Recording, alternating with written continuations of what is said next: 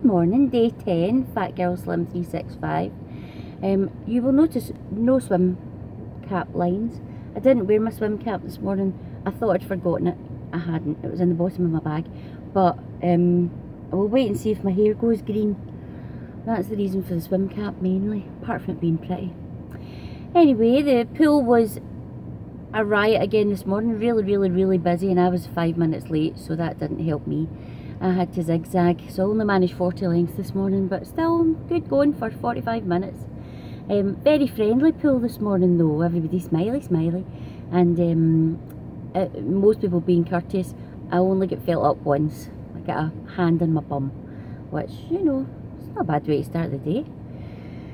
But in the infamous words of Patrick Swayze to Jennifer Grey in Dirty Dancing, spaghetti arms. This is my swim space, this is your swim space.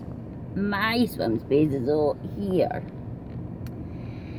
On a slightly more serious note, I'm finding it easier to put my socks on, which might sound crazy, but for people of a larger size, the simple day-to-day things like putting your socks on can be a bit of a task, and it's slightly easier than it was 10 days ago, so that's a good sign. When you've got a big tummy in the way, and especially being a girl, big boozies in the way, it can cause an issue when you're overweight, so day-to-day things can start to feel like a huge chore. But let's keep going with the way we're going, and again, thanks to everybody for all your lovely support.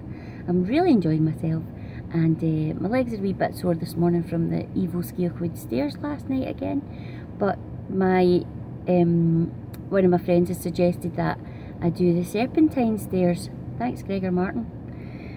So I'm going to build myself up to those hopefully in a few weeks' time. Okay, sorry for rambling. See you tomorrow. Bye.